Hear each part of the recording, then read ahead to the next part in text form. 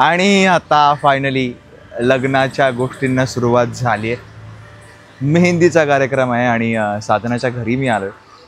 साधनाला अशी पूर्ण मेहंदी काढताना, ऑफकोर्स नवरीलाच बघतो आपण इतकी मेहंदी काढताना, तर मी पहिल्यांदा आयुष्यात बघणार आहे इतकं. भले आमचं 11 वर्षांचं 10 वर्षाचं रिलेशन असलं तरी आज तिने पहिल्यांदा मेकअप केला आहे आणि पहिल्यांदा हेअर केलेत, पहिल्यांदा मेहंदी इतकी काढणार आहे. सो मी एक्सायटेड आहे बघायला. आणि काही नाही, फायनली आता लग्न सोहळा सुरू झालेला आहे आमचा. मी खूप एक्सायटेड आहे आणि मला कमाल फिलिंग आहे आता सध्या.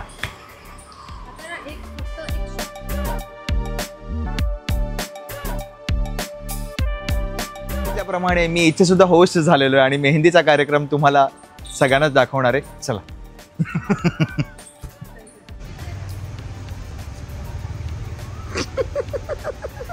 याच साठी केला होता अट्टहास. अजून वेळ नाही ग, फक्त एवढंच घेतलंय ग.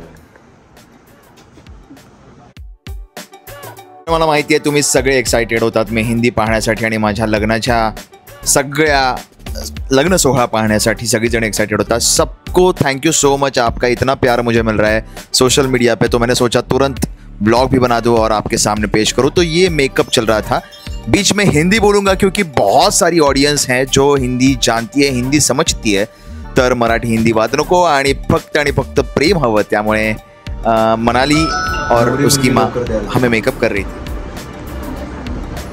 तुम्ही लेट केला. मनाली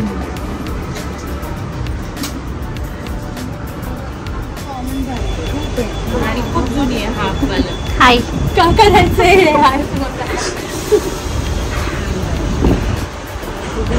माझा हात त्यांनी अप्रूव्ह नाही केलाय. छोटा आहे, पाम खूप छोटूसा आहे, पूर्ण नाही बसणार. खूप लवकर होईल म्हणजे नाही, फक्त एवढंच छोट आहे, बाकी नाही.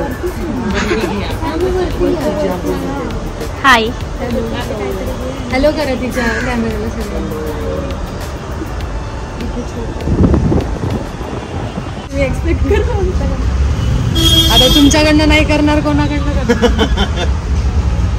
आणि आमच्या फोटोशूटला सुरुवात झाली और फोटोशूट करने वाली थी राजमुद्रा और ये पूरी टीम कांचन ताई की है और वो बहुत ही खूबसूरत मेहंदी निकालने वाली थी क्योंकि हमने उसका इंस्टाग्राम पेज चेक किया था और उसके बाद ही हमने हमारा कांटेक्ट हो चुका था और फिर हमने सोचा कि मेहंदी बनवाएंगे तो इससे ही. और उसके बाद जिंद्यासा का कॉस्ट्यूम, मनाली का मेकअप, 4 चांद लगे थे हमारे इस रसम के लिए आणि खूप भारी फोटोशूट करायचं ठरवलं होतं आणि त्याप्रमाणे आमची वाटचाल त्या लोकेशन शोधण्याकडे सुरू झाली.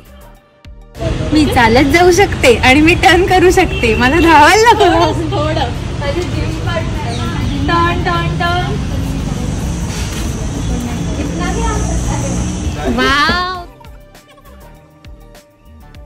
आणि अशा प्रकारे 50 वेळा शक्तिमान सारखे इकडनं तिकडनं फेऱ्या मारून शेवटी फोटोग्राफर आम्हाला म्हणाला दोघांनाही सॉरी शक्तिमान.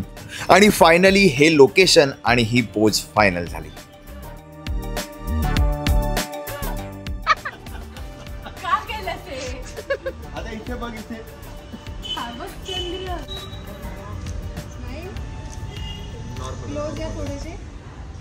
खरं तर ज्यांचं अरेंज मॅरेज होतं त्यांचं फोटोशूट खूप कमाल होत असतं असं कुठेतरी वाटायला लागलं होतं, कारण ज्यांचं लव्ह मॅरेज असतं त्याच्यानंतर वाक्य पडतात समोरच्याकडनं की ह्याचं तोंड बघायचं आहे मला आणि असे एक्सप्रेशन द्यायचे.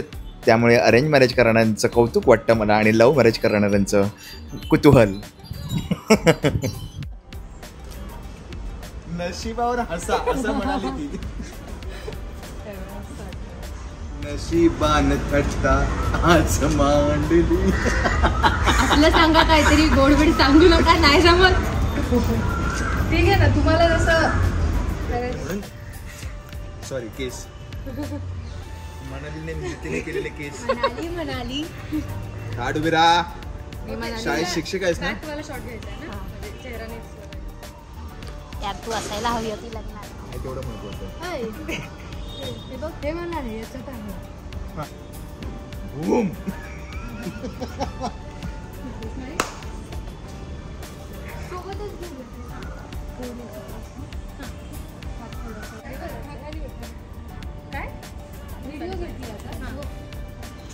मी हे सुंदर कानात अक्षयची नवरी लिहिलेलं सिद्धीने दिलं आणि ते खूपच कमाल केलेलं. मला ते बघून असं खूप भारी वाटतं. आणि हा आमचा मित्र आला. म्हटलं तर केळकर असल्यामुळे हे केळाचं झाड इतकं दाखवलेलं आहे. आपण दुसरीकडे बघूया आपल्याला. चलो. सांगितलं की मेहंदीचा कार्यक्रम सुरू झाला आणि होस्टिंग मला करायचं आहे आणि साधनाला दाखवायचं. साधना बघा, मी खूप वाट बघितली, तो नाही आला. जेवायला मम्मी बसते. त्याला म्हणतात 10 वर्षाचं रिलेशन. कसं प्रूव्ह करतात की आपण खाऊन घ्यायचा विषय क्लोज करायचा. मेहंदी काढायला बसायचं त्यांच्या 4 तास बघत टाइमपास. फरक आहे भाई, फरक आहे. कसं आहे ग तुझ्या मेहंदीचं जेवण? मस्त आहे. मस्त आहे. तू खाऊन सांग. हो ना. बिझी गर्ल एकदम आयुष्यात. आमचा एक माणूस आहे जो बिग बॉसला सुद्धा प्रचंड मेहनत करत होता माझ्यासाठी, ज्याचं नाव रोहित असं आहे. सो रोहित ह्याने आज सांगितलं होतं, काल फोन केला होता मला आणि म्हटलं होतं की 2 दिवस मी प्रचंड फ्री आहे आणि तू जेवढं काम सांगशील तेवढं मी तुझ्यासाठी करायला तयार आहे. सो प्लीज मला काम सांग. मी म्हटलं नाही, काही गरज नाही आहे. तर म्हटलं नाही, प्लीज मला काम सांग. तर मी त्याला म्हटलं ठीक आहे, रात्री उद्या सकाळी 10 वाजता भेटूया. तर आता दुपारचे 1-1:30 वाजलेले आहेत आणि हा माणूस डायरेक्ट जेवायच्या कामाला आलाय. हे त्याच्या आधी कामं झाले 4. कळलं का? काय काय केले सांग, काय काय कामं केली? माई काढला, हां. धुतली आणि ते शूट केलं. ते आणि साधना आणि माझं काल डिस्कशन झालं होतं. म्हणजे मी तिला सांगितलं नव्हतं की मी रोहितला बोलवलं आणि तिने मला नव्हतं सांगितलं की मी रोहितला बोलवलं. सो आम्ही मेसेज पण केला की टायमिंग. मी म्हणे की रोहितला बोलवलंय. म्हटलं मी आता जस्ट त्याचा आणि माझ्या बोलण्याला रोहितला बोलवलंय. एवढं करून नाही तो उशिराच आला. हे महत्वाचं. मला बोलला 10 वाजता येणार आणि स्वतःला 12:30ला.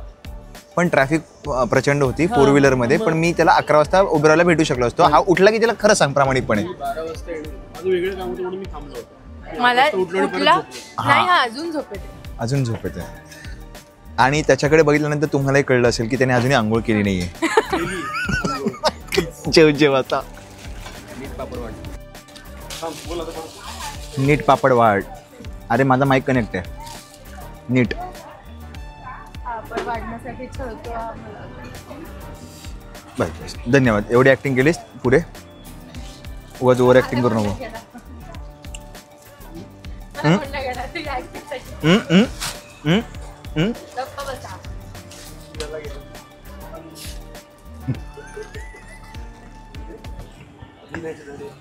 वा, अरे बस बस. आमटे कसे गोड गोड. आणि मनसोक्त फोटोशूट झाल्यानंतर, जेवून झाल्यानंतर फायनली त्या 5 तासांच्या स्ट्रगलसाठी आम्ही बसलो. त्याच्या शेपटीवर काढली मेहंदी, नाकावर पण काढली. बघ, तुमची सगळ्यांची एकच कंप्लेंट आहे ना, साधना खूप बोलते. नाही, मी खूप हलतीये. नको आलो ग. फॅन पण मी बदलवला. त्याचा फ्लो बदलवला. बदलला. Okay, Marathi correct. साधना काय होतंय, कसं होतंय?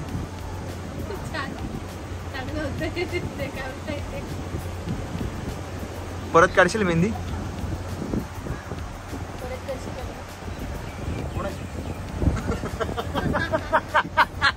प्रश्न मी वर्षभराने विचारते तुला. अरे जाऊ दे. तुझी हौस दुसऱ्या बरोबरची पण संपते.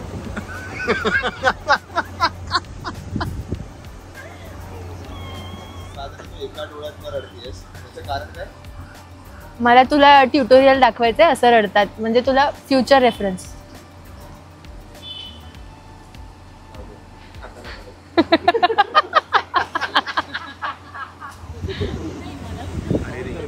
शूटच होत नाही.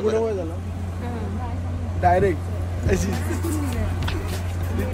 हात मोडला. कळत नाही ह्याला काय एवढं मजा का आली आहे एवढी, मला कळतच नाहीये. अरे रे, आकडी आली, आकडी आली, लवकर आतलं इथं. आकडी हे नकारे डिस्टर्ब करू त्यांना. ते बघ, तिचं पण, ती कमर्शियल वाली आहे बिचारी, तिला डिस्टर्ब नाही करायचं. तिचं पण उगाच बिस्कटलं. तो बॅक हँड आणि हा फ्रंट हँड, म्हणजे आईला अजून किती तास लागणार? मला कंटाळा लागला. एक असं आणि एक असं. अरे झोप काढून यायला मला बोरिवलीत जावं लागेल. मी इथे नाही झोप काढणार. 7-8 वाजणार सिरियसली.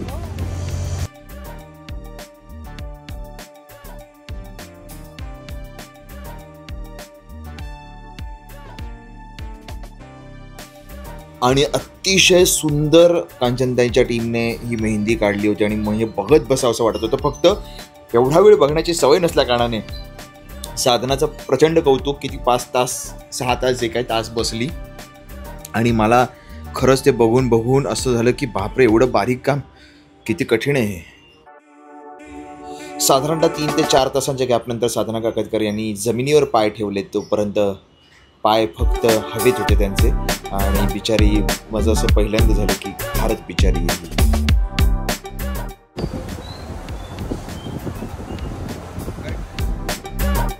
मग सर्वांचा आग्रह झाला और मैंने भी मेहंदी निकाली और उसमें लिखा रमाक्षय मतलब रमा मैं उसे कहता हूँ वो और अक्षय मतलब अक्षय.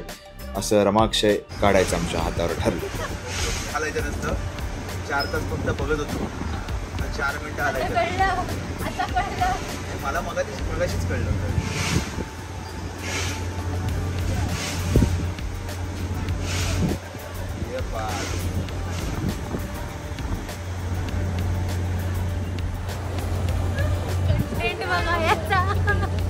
बिचाऱ्या अक्षयची कहाणी. बिचारा अक्षयची कहाणी. हो, शेवटचे 3 दिवस. हो ग, त्याच्यानंतर तू येणार ना माझ्या घरी. त्याच्यानंतर तू जास्त बिचारा होणार. कठीण असतं. तर आय नो हा ब्लॉग इथे संपतोय आणि तुम्हा सगळ्यांना हा ब्लॉग खूप मनापासून आवडला आहे. आम्ही दोघंही खूप छान दिसलो असं तुमचं म्हणणं असणार आहे. सो कमेंट बॉक्समध्ये सांगा, त्यामुळे आम्हाला कळेल कोणाला कितपत काय आवडलं, कुठल्या गोष्टी आवडल्या, मेहंदी कशी वाटली, कपडे कसे वाटले, आम्ही कसे वाटलो आणि हा ब्लॉग कसा वाटला. सो प्लीज लाईक करा, शेअर करा, कारण नवीन जे काही अपडेट्स असतील या लग्न सोहळ्याचे ते तुम्हाला माझ्या यूट्यूब चॅनलवर मिळणार. आणि काय नाही, असंच प्रेम देत रहा, प्यार करते रहिए, आशीर्वाद देते रहिए और लाइक करते रहिए, शेयर करते रहिए और देखते रहिए ये हम दोनों का भी हो रहा हुआ चैनल. और मराठी भी समझते रहिए क्योंकि बहुत सारे कंटेंट मराठी में आने वाले हैं. और तुम्ही पण हिंदी ॲडजस्ट करत राहा आणि खूप जास्त प्रेम कारण आय लव्ह यू मी फक्त आणि फक्त तुमचाच आहे.